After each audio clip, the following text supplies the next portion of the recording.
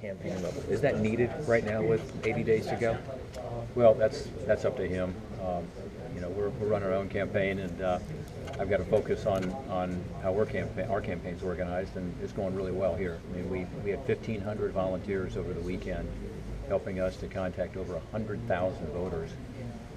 That's never been done in Ohio before. No other campaign in the country is doing this, so I'm really proud of that.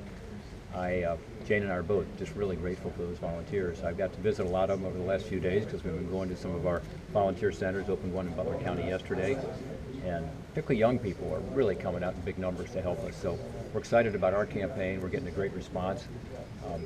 I think grassroots is so important because that way you're talking directly to people. You're hearing from them about what they care about, not just saying, hey, this is what Rob is for, but we're also asking all of these voters, over 3 million voters now have been contacted, what do you care about? And we're responding to their concerns and their needs.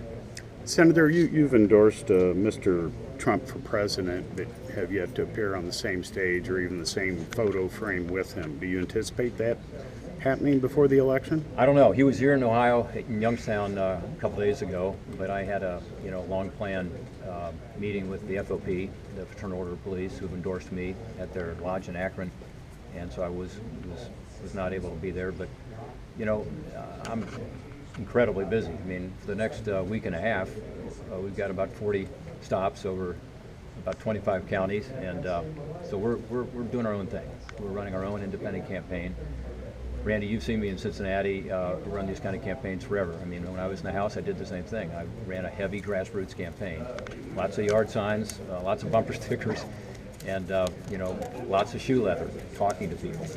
And that's what we're doing in the entire state of Ohio now, and we're busy and excited about it. Still a follow-up, though, if he were to ask you, Senator, you could probably help him in terms of an appeal to maybe more moderate voters out there. If he asked you to join him on stage, would you in Ohio?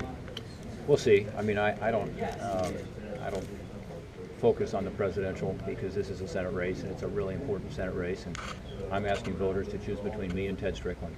I'm not asking them to choose on the presidential level between me and Hillary Clinton. I'm running for Senate, and so that's what our focus is going to be. And it's an important race. I mean, when you think about it, the majority in the Senate may well hinge on what happens in Ohio. That's why Democrats have really targeted our race. We've had more money spent here in Ohio from the Democrat group that Harry Reid heads up his PAC than any state in the country. In fact, I'm told maybe more than all the states combined. So clearly the Democrats think this is an important seat, and they're hitting us hard, as you know. We're responding with this unprecedented grassroots effort. We're also on the air. We're talking about my record. All of our TV ads are about things that I've accomplished, and we're going to continue to do that. If the polls are to be believed, you put a little distance between you and Mr. Strickland over the last couple of weeks. What do you think is resonating from your campaign? I think the more people learn about our accomplishments, our record for Ohio families, and the more they understand what our plans are for the future and contrast those two things to what Ted Strickland did and what he says he's going to do, I think people are, whether they're Republicans or Democrats or independents, are migrating toward our campaign.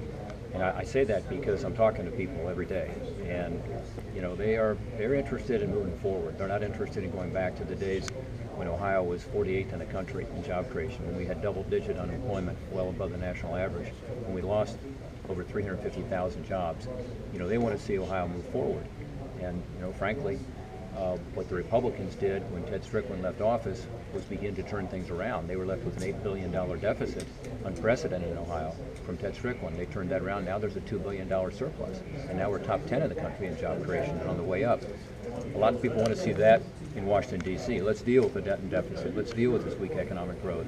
Let's be sure we can give people more hope and opportunity. So that's what I'm hearing as I go around. One more question, then we got to go.